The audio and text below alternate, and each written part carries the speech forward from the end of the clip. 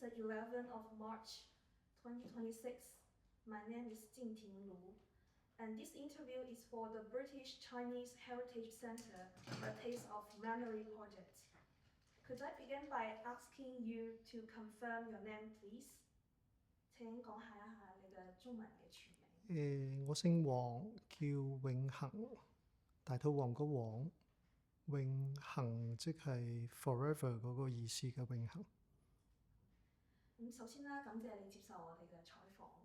第一個問題係想請你分享一下你嘅個人背景，譬如你喺邊度出世啊，你嘅祖籍或者你嘅教育水平。我出世響馬來西亞吉隆坡，咁祖籍聽我爸爸話係響佛山，但係我哋都冇返過去啦，因為定居咗響馬來西亞。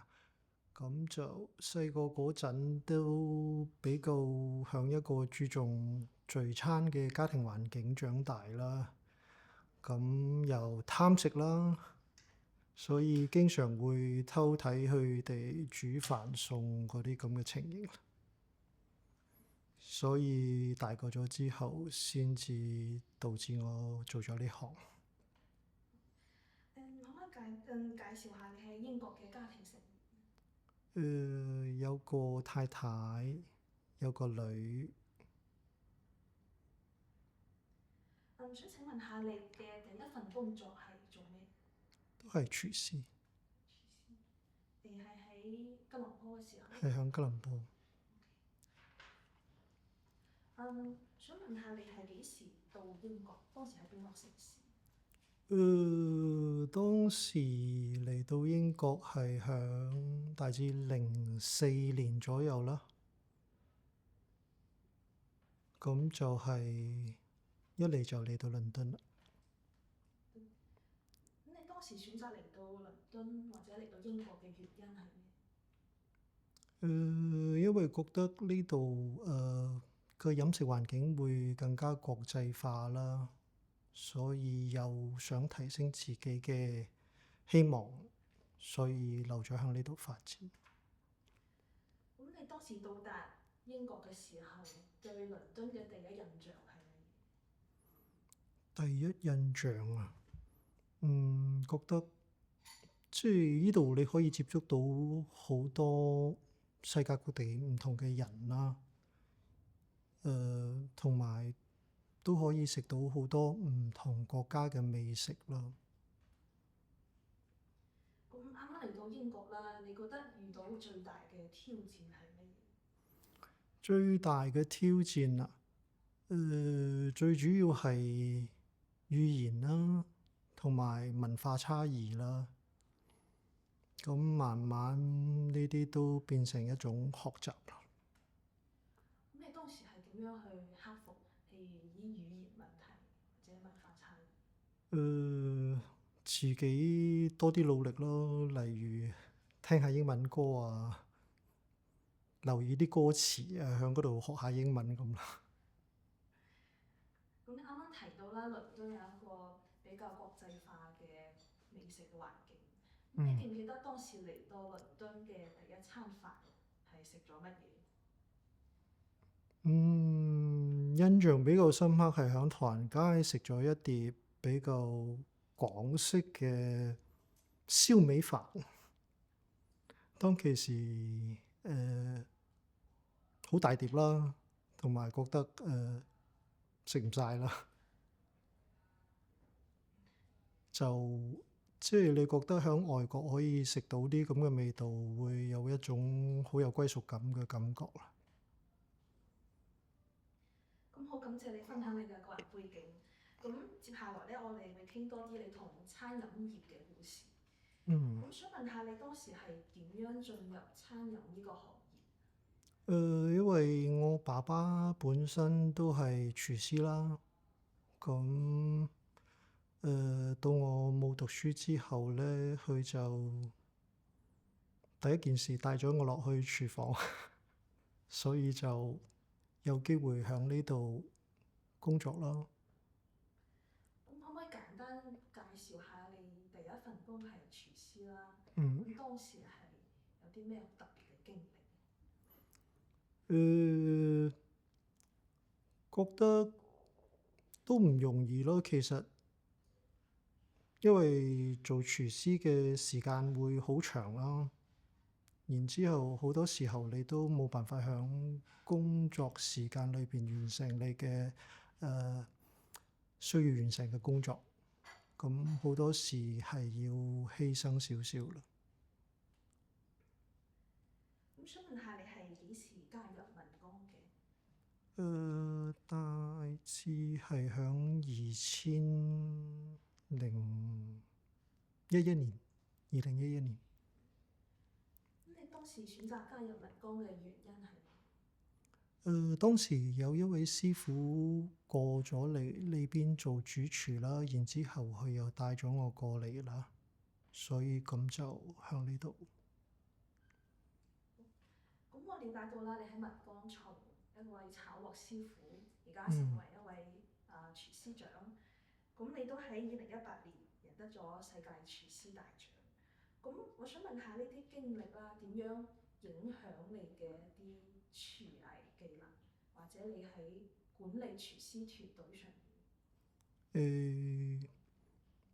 主要呢要多謝我哋酒店嘅老闆娘啦，同埋有比較好嘅包容嘅我哋文光嘅總經理啦，同埋要有一班好嘅拍檔一齊去做咯。如果唔係一個人係完成唔到㗎啦。咁想請你帶我哋了解下你喺廚房一日嘅工作，譬如幾點開始啊？咁第一件事會做啲乜嘢？一般我哋大致上會響10點到達廚房啦，咁就開始點着晒啲爐頭，咁跟住就會去檢查我哋啲原材料啦，跟住就慢慢去將所有嘅需要準備嘅配料啊，全部檢查一遍，跟住再整埋啲飯啊、麵啊、湯啊，林林總總。咁一日入邊最忙碌嘅時候會係邊個時間？最忙碌嘅時候，一般都係響飯市時間咯。會晏晝會有一段時間會比較忙咯，響1-2點之間。咁夜晚嘅話就會有可能會忙成晚。咁從早晨到夜晚咁做到大致上係10點半。但係我所知有啲中餐館甚至會更加夜嘅。咁即係喺10點半之後打烊，咁會唔會你哋會開一啲總結啊，或者有啲咩收尾嘅工作？呢啲一般都係會留低到第二日大家管理層去商量。咁請你簡單介紹一下文光嘅特色以及一啲招牌菜。我諗呢度文光啲客人比較喜歡嘅會係北京鴨啦，然之後仲有因為我哋係比較不辭勞苦咁做呢個鴨皮啦，所以比較得到客人嘅認同。咁你頭先介紹到北京鴨啦，咁你希望顧客喺品嚐到北京鴨嘅時候，佢品嚐到咩唔同嘅味道，或者咩唔同嘅感受？北京鴨對於我嚟講呢，其實唔止係一道菜啦，而係一種技藝同埋時間沉澱嘅味道啦。因為佢會經過一個好複雜嘅製作過程先至製造到出嚟，然之後你要同埋鴨皮啦，同埋一啲配菜一齊食啦，咁佢會有更多層次感喺裏邊。咁你頭先提到咗北京鴨嘅一啲製作方法啦，佢嘅嗯味道可能偏向比較層次感。咁想問下喺文哥嘅廚房入邊咧，一啲必備嘅香料或者調料係乜嘢？必備嘅香料同埋調料啊，我哋要用木燻呢個北京鴨啦，跟住呢個傳統嘅工藝當然離唔開啦。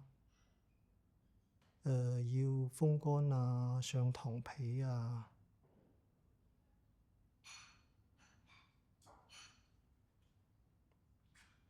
咁喺《論語》入邊啦，孔子提到，不得其醬不食，咁意思就係可能冇合適嘅醬料，呢個食物就唔值得品嚐。咁對於現代中餐嚟講，醬料都係中餐嘅靈魂。咁你對於呢個表達有咩睇法？要揾一啲比較點講呢？適合大家口味嘅醬料啦，同埋自己加工去調製一下咯。同埋需要，當然係當地嘅客人可以接受嘅程度。咁想問下，你用得最多嘅醬料係邊一款？係李錦記咯。想問下原因係？原因係佢嘅醬料比較穩定啦，然之後林林總總我哋所需要嘅種類都會有咯。咁你頭先提到李錦記嘅醬料可能佢比較穩定，咁你覺得呢啲可能現成嘅醬料，我哋可能叫預製醬料啦，咁喺一個忙碌嘅廚房環境入邊，佢對於保持味道嘅層次或者出餐嘅速度啊、穩定性上邊有幾重要？相當之重要嘅，因為你有一個穩定嘅醬料，可以點講呢？響你好繁忙嘅時候，你可以好有信心去決定攞幾多嚟用嗰個份量，咁而唔會影響你嘅出品嘅。咁你通常會用邊一款醬料？即係具體嘅邊一種？蠔油啦，離唔開呢樣嘢啦。咁蠔油我哋會用2種啦，因為喺倫敦嘅市場會有好多即係 gluten free 嘅需求嘅客人。咁其他醬料有豆瓣醬啦、生抽啦，同埋辣椒醬啦，好多都會啦。咁喺你提到嗰啲醬料，譬如蠔油啊、豆瓣醬啊、生抽，咁你覺得佢哋係一支好嘅蠔油嘅關鍵喺邊度？好嘅蠔油嘅關鍵喺邊度啊？佢嘅濃縮程度啦，同埋入口嗰個感覺啦，即係因為由細食到大啦，所以你會覺得呢個比較係有歸屬感啦，同埋適合我嘅味道。因為你喺吉隆坡長大啦，我想問下，中餐嘅醬料同馬來西亞菜嘅醬料有啲咩好大嘅唔同？馬來西亞一般比較偏向辣啦，而中餐你所講嘅，咁又要睇邊一個部分嘅中餐，所以好難話係有啲咩唔同。咁如果係同文江嘅可能主打係粵菜同四川風味咁相比嘅話，相比就係麻辣，同埋一方面就係辣。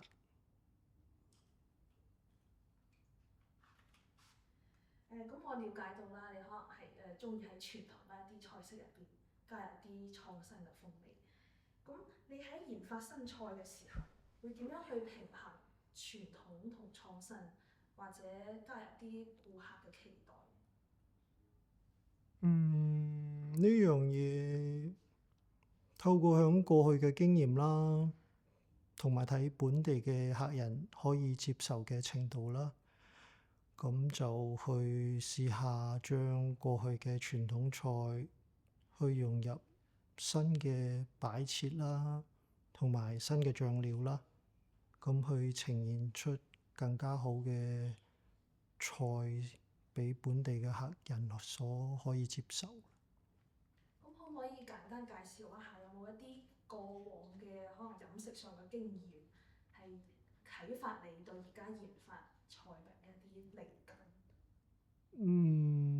過去啟發嘅經驗，基本上過去所做過嘅菜系都會係我哋個經驗咯。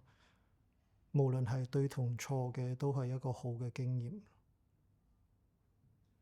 咁有冇一啲可能比較特別嘅世界各地嘅一啲烹飪手法，係你覺得可以喺而家研發新菜入邊可能加入落去，或者一啲唔同嘅世界各地嘅風味？一嚟我未試過去過世界各地啦，所以對呢樣嘢唔係好清楚啦。但係我對比較印象深刻嘅，香港啦、台灣啦，同埋大陸呢啲地方我都去過啦，會對當地嘅傳統美食會有比較濃厚啲嘅興趣。咁好多廚師都提到鑊氣啊，你覺得鑊氣對於你嚟講係代表乜嘢？鑊氣啊，對於我個人嚟講，佢會係一種速度同埋對於火候嘅控制咯。咁佢又徘徊響佢嘅香味咧，相當接近去到燶嘅味道，但係又唔會俾你食到嗰陣味道。然之後又要保持食物嘅水分啦，同埋爆炒嘅過程。咁接下來啦，我哋會傾下一啲可能記憶中嘅味道，包括一啲童年回憶啊，或者一啲家庭傳統。咁第一個問題就係想問下，有咩食物可以喚起你嘅童年回憶？我覺得會係比較簡單嘅嘢咯，譬如係細個嘅時候，媽媽喺屋企煲嘅例湯，或者係好簡單嘅白飯配番茄炒蛋，即係你會覺得會有一種好溫暖嘅感覺咯。你頭先提到例湯啊、番茄炒蛋呢啲，咁你覺得呢啲可能家常菜啦，對你而家創作或者打磨菜品有冇啲影響？都有嘅。湯水一嚟對我哋中餐嚟講會比較重要啦。咁番茄炒蛋都唔係完全冇關係嘅，響呢個市場西人比較接受嗰種味道。咁喺你回憶入邊有冇一餐飯係令你印象特別深刻嘅？會係響同屋企人一齊嘅團年飯啦，特別係一家大細坐埋一齊嘅時候，嗰種感覺會強烈啲咯。咁可唔可以簡單介紹下，譬如同屋企一齊食團圓飯嘅時候會食啲咩餸？一般都係會食一啲比較傳統嘅中國新年嘅餐啦。會有啲點講呢？酸子乾配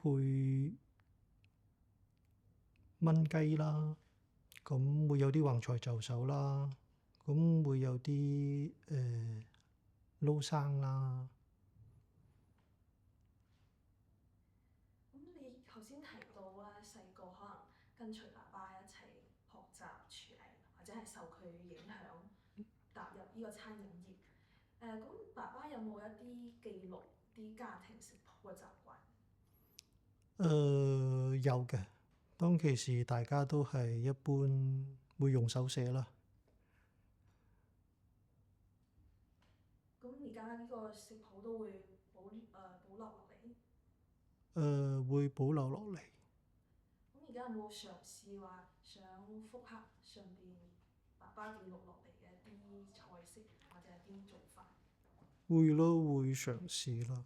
因為點講呢？點講都係一啲傳統嘅製作手法，再配合新嘅擺設，咁呈現俾客人，希望可以得到客人嘅接受。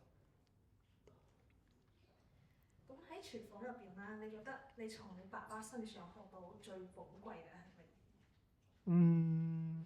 我覺得佢係比較踏實啦，同埋好堅持咁去做好佢嘅工作。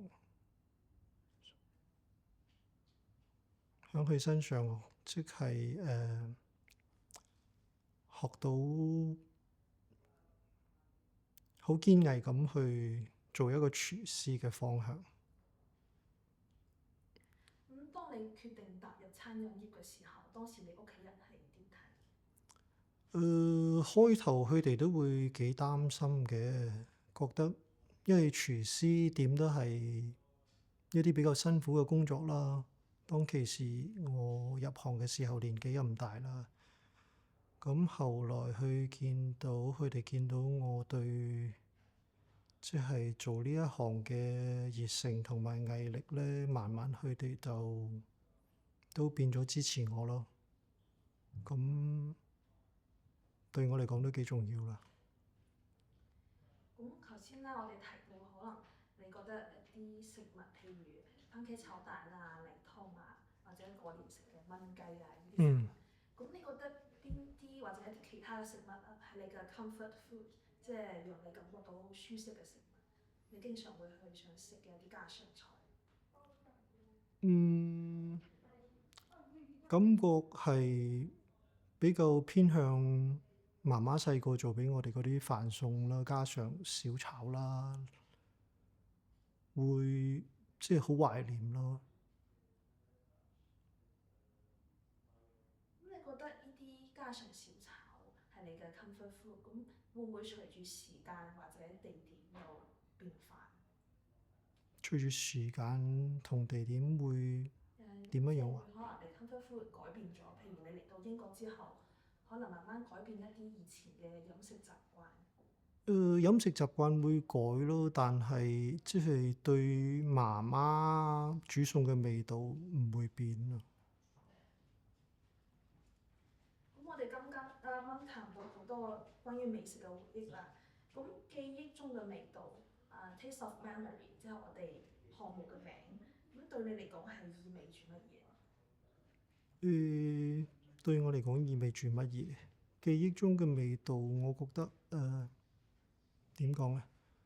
可以留俾大家一個好嘅回憶啦，同埋了解到我哋中國廚師響英國嘅發展歷程。咁感謝你嘅分享啦！我哋而家傾下社區啊、族群同埋飲食文化嘅傳承對你嚟講嘅意義。想問下你而家嘅顧客主要係有咩人？會有倫敦嘅當地人啦，咁都會有華人啦，甚至乎都會有印度人。佢哋一般中意咩口味？一般佢哋都比較喜歡我哋嘅北京鴨。咁頭先提到三同種唔同嘅裏面，倫敦本地人啦、華人啦、印度人啦，咁佢哋嘅口味係有咩唔同？華人比較偏向清淡少少咯，而倫敦嘅當地同埋歐洲呢邊嘅人呢，佢哋就比較願意去嘗試一啲新嘅菜式啦，我哋亞洲唔同嘅口味啦。咁印度人呢，一般會偏向比較辣啲嘅食物。咁面對呢啲唔同類型嘅顧客啊，你會唔會去調整菜品或者口味？可唔可以簡單分享一下例子？通常我哋嘅餐牌裏邊會有一啲比較適合當地人啦，一啲又比較適合華人啦，然之後甚至乎我哋會有一啲餐牌係適合有啲食物敏感嘅人，咁就盡量去嘗試覆蓋晒全部客戶。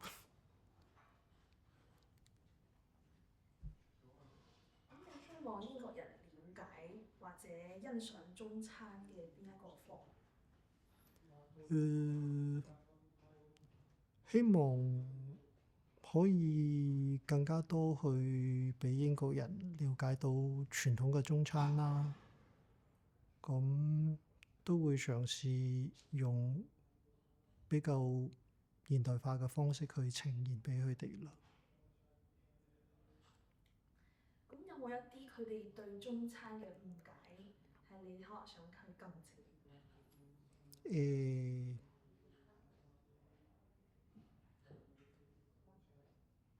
佢對中餐嘅誤解啊，唯一我想講嘅係我哋呢邊冇用味精咯，所以放心啲食用。咁佢哋喺餐廳就餐嘅時候，會唔會有啲反饋或者一啲意見咧？係你覺得印象特別深刻嘅？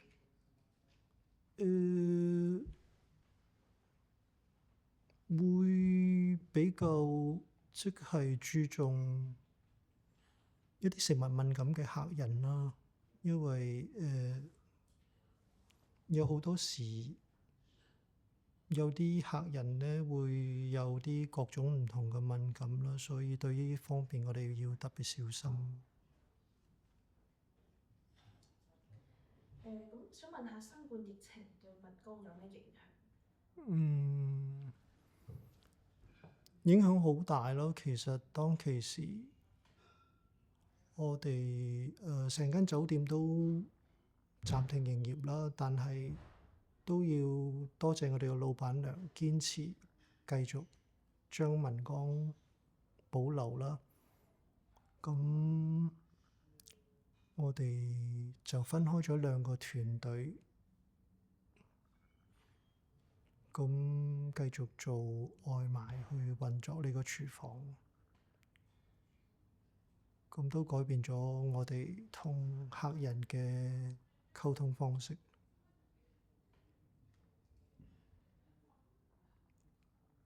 當時會唔會有啲咩溝通方式係喺疫情結束之後都會保留落嚟？疫情結束咗之後，好長一段時間，我哋都繼續做緊呢個送餐服務啦。咁反應都係幾好咯。到今時今日，我哋都仲保持緊。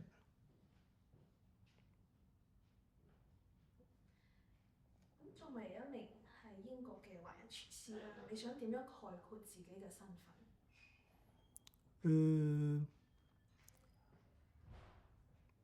一個要有責任咯，同埋對顧客嘅責任咯。我覺得特別係一啲食物敏感嘅顧客，對呢一方面會比較小心，同關注。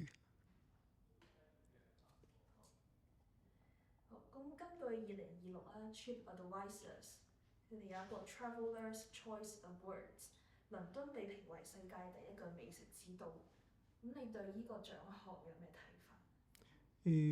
我覺得係倫敦比較值得得到呢個稱號啦，因為倫敦有好多世界唔同各地嘅人啦，同埋食物啦，即係你可以喺呢度品嚐到好多唔同嘅食物。咁想請你分享一下對倫敦中餐嘅睇法。我覺得倫敦嘅顧客比較多元化啦，同埋願意接受程度好高啦。咁中餐會有好多創作嘅空間同埋發展。咁可唔可以簡單舉例一下？你頭先提到一啲中餐嘅創作發展空間，譬如可能有啲咩烹飪手法啊，或者有啲口味上嘅發展。例如而家好多廚師都嘗試喺度做緊一啲比較傳統嘅中菜啦，都受到本地人好多嘅支持同接受。咁從你入行之後啦，你覺得倫敦中餐有咩好大嘅變化？有啲係唔好嘅變化，或者啲唔好嘅變化？我覺得係一個好嘅變化咯，因為越嚟越多比較高級嘅中餐餐館啦，咁市場嘅接受度越嚟越高，而且有更加多唔同地方嘅口味出現。咁你提到可能倫敦係一個比較國際化嘅一個美食之都，咁你覺得倫敦嘅一個城市文化對你嘅烹飪理念上有咩影響？有乜影響啊？要調整自己嘅做菜風格去適合當地人嘅口味啦，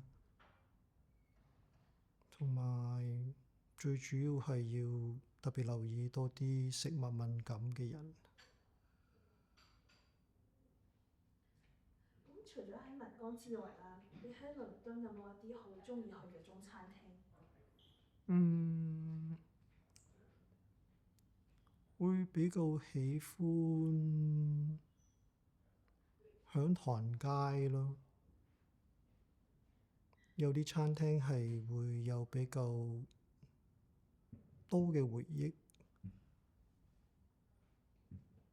咁有冇一啲餐廳會特別會喚起你對家鄉嘅回憶？當然有啦，特別係馬拉餐啦，所以會比較有回憶嘅感覺咯，食起嗰種味道。咁可唔可以簡單講一兩道馬拉餐嘅一啲經典菜式？椰漿飯啦，咁仲有一啲比較大家唔係咁容易接受嘅臭豆啊、榴蓮之類嘅。咁喺屋企煮飯嘅時候，會可能更偏向馬拉餐嘅一啲風味，定還是一啲中餐嘅風味？比較會偏向我屋企嘅老闆娘嘅風味。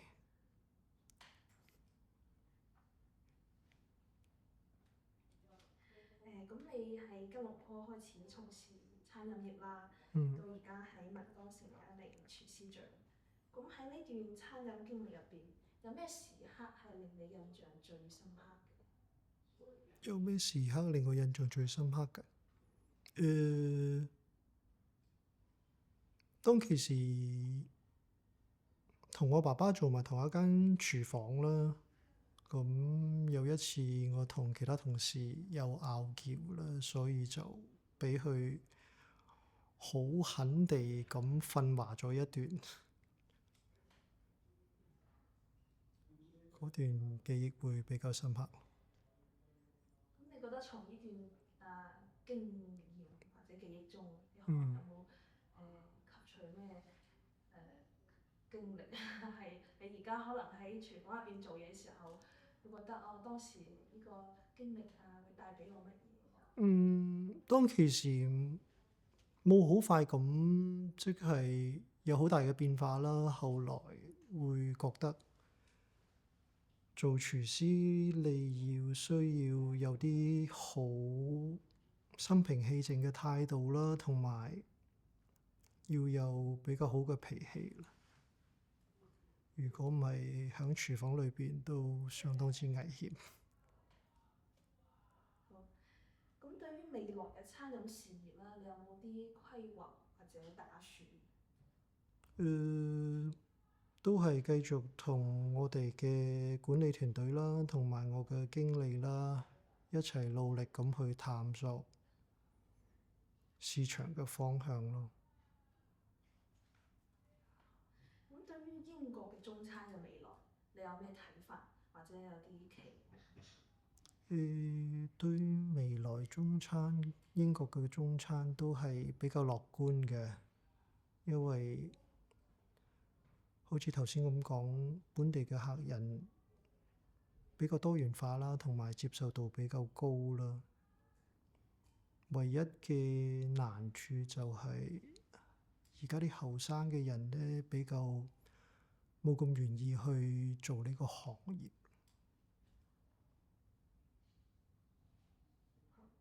咁你頭先提到後生人啦，咁你希望喺英國嘅年輕一代嘅華人，佢點樣了解華人自己嘅飲食文化？當然基本要經過品嚐啦，然之後有興趣嘅時候就要慢慢去嘗試了解嘅製作過程咯。咁一開始啦，提到你同你女生活喺英國，咁你有冇打算話將廚藝傳俾女？喺屋企會盡量教佢咯。如果佢願意學嘅話，咁睇佢即係嘅接受程度去到邊度啦。咁如果佢都想踏入餐飲業，你會唔會支持佢？會嘅。好，咁感謝你回答我哋嘅問題嘅。你仲有咩故事或者回憶係想同我哋分享？都冇啦。知唔知我有兩個問題想補充一下問一問？OK，相關你啱啱提到咧，就係話老闆娘對尹光對你嘅團隊嘅支持好大咯。咁我睇過你個人嘅資料補發，咁你曾經去過新加坡嘅尹光去學習，對你嘅即係對你嘅經驗就係變咗好深刻。你可唔可以簡單同你介紹一下，其實去唔同地方學習菜式對你個人嘅廚藝經歷嘅故事，或者你嘅感受？會係一個好好嘅體驗啦，因為嗰邊有好多唔同嘅師傅。我老闆娘係安排咗佢哋教我關於佢哋嘅廚藝嘅，咁就好值得同埋好豐富嘅回憶嚟，同埋一個好多學習嘅機會啦。喺嗰兩次，基本上我老闆娘係安排咗我去兩次。兩次都係新加坡。係。咁每一次就留幾耐？2個星期左右。咁你呢啲經驗點樣帶翻去倫敦？喺倫敦揾工？經過嗰邊嘅學習，我記錄低所有嘅資料啦。咁翻到嚟之後就嘗試向呢度烹飪翻同樣嘅菜式，同埋少少改良啦，去俾呢度嘅客人。咁你啱啱亦都提到就話屋企人有記低菜譜嘅，即係食譜嘅習慣啦，咁亦都會有留落嚟。咁你自己亦都有開始咁樣做。咁唔知有冇可能我哋會睇到嗰個食譜，我哋可以做一個拍攝咁樣咧，即係我哋可能影張相咁樣。誒、有響度嘅，不過擺咗響馬來西亞，因為而家都會擺晒響手機度啦。嗯。咁其實我哋最想了解到咧，就係話，假設你而家匿埋眼啦，你諗翻，因為你嘅書房裡面提到好多係有關屋企嘅味道、媽媽嘅味道。咁如果你話而家回想媽媽嘅味道，你可唔可以用啲好簡單嘅形容詞同我哋講乜嘢叫做媽媽嘅味道？會係細個嗰陣時去喺屋企煮飯啦，經常會食到一啲比較喜歡食嘅菜式啦。例如佢會煮啲鹹魚蒸雞啊，煮啲例湯啊。咁當我食到呢種味道嘅時候，就會好自然自覺咁諗起佢啦。咁你會唔會將呢份記憶同埋呢份菜單而家俾你嘅太太同埋女咧？會嘅。咁佢哋係喜歡你邊一種菜教俾佢哋？佢哋都會喜歡飲啲例湯啊。因為